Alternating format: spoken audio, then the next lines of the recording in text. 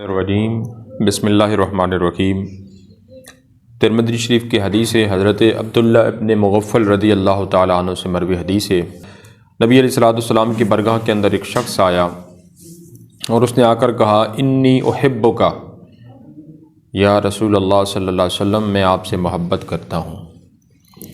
نبی علیہ السلام نے فرمایا انظر ما تقول، فرمایا غور کر لے، دیکھ لے تو کیا کہہ رہا ہے۔ یعنی مطلب یہ ہے کہ واقعتاً تو یہ بات کہہ رہا ہے کہ تو مجھ سے محبت کرتا ہے۔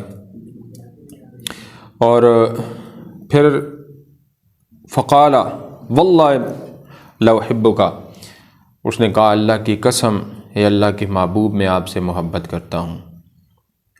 یہ اس نے جملہ 3 مرتبہ دہرایا تو نبی علیہ السلام نے پھر ارشاد فرمایا اگر تو اس بات میں سچا ہے تو فرمایا پھر تو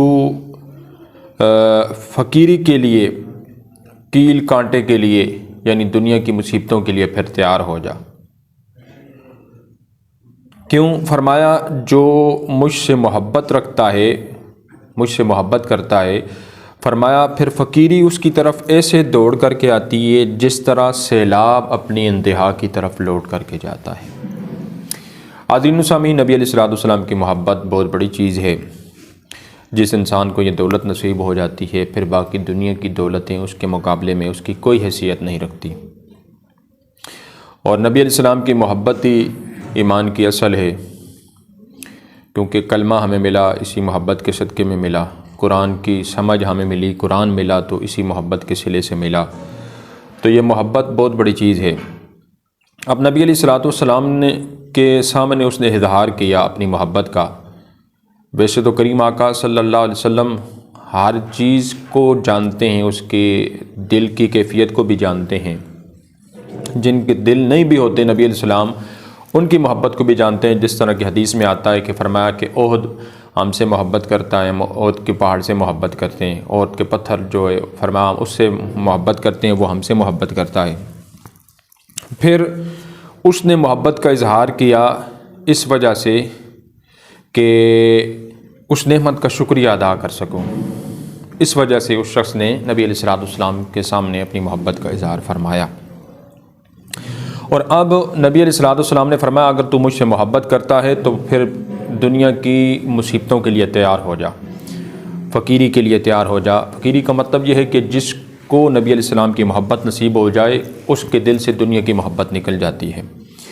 تو پھر انسان جو ہے چاہے اس کے پاس مال و دولت ہو، لیکن دل میں اس کی محبت صرف فقط اللہ اور اس کے رسول کی محبت ہوتی ہے۔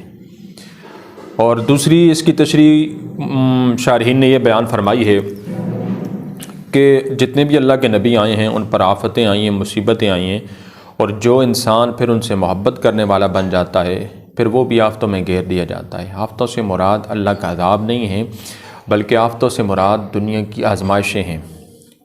بعض مصیبتیں آزمائشیں بن کے آتی ہیں تو وہ اس انسان کو آزماتی ہیں کہ آیا وہ محبت کے اندر کامل ہے یا کہ نہیں۔ صحابہ کرام علیہم رضوان کے اوپر کتنی بڑی بڑی آزمائشیں آئیں، انہوں نے نبی علیہ السلام کے ساتھ وفاداری نبھائی، محبت، عملی محبت کر کے دکھائی، جو ہے نبی علیہ السلام کی ذات کے اوپر، شریعت مطہرہ کے اوپر اپنی جانیں قربان کی، جو ہے پھر نبی علیہ السلام نے مال مانگا، انہوں نے مال دیا، اولاد مانگی، اولاد دی۔ نبی علیہ السلام نے جہاد کے اندر شرکت مانگی، جہاد کے لیے مال و دولت مانگی، سرمایہ مانگا، انہوں نے نبی علیہ السلام کی خدمت کے اندر پیش کیا۔ حضرت سیدنا ابو بکر صدیق رضی اللہ تعالیٰ عنہ وہ اتنا مال لے کر کے آ گئے کہ گھر کے اندر کچھ بھی باقی نہ رہا۔ تو نبی علیہ السلام نے پوچھا گھر میں کیا چھوڑ کے آئے؟ تو انہوں نے فرمایا اللہ اور اس کا رسول چھوڑ کے آئے ہیں۔ تو مطلب یہ ہے کہ صحابہ کرام نے جو ہے اپنی محبت، جو عملی محبت تھی وہ کر کے دکھائی، اور پھر اللہ تعالیٰ نے ان کو یہ صلہ عطا فرمایا کہ آج رہتی دنیا تک ان شخصیات کا، مقدس شخصیات کا، بزرگ شخصیات کا نام باقی ہے۔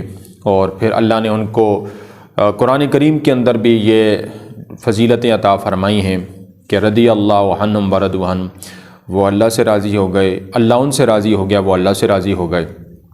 تو حاضرین و سامعین، دعا کرتے ہیں اللہ تعالیٰ کی برگاہ کے اندر اللہ تعالیٰ ہمیں اپنے محبوب علیہ السلام کی محبت نصیب فرمائے، اور پھر اس محبت کے صلے کے اندر اگر کوئی انسان کے اوپر جو ہے دنیا کی مصیبت آتی ہے، دنیا کی مشکلات آتی ہیں، تو اس محبت کو اللہ تعالیٰ کامل توڑ نبھانے کی توفیق نصیب عنایت فرمائے، آزمائشوں سے گزرنے کی توفیق نصیب عنایت فرمائے۔ وما توفیقی الا باللہ۔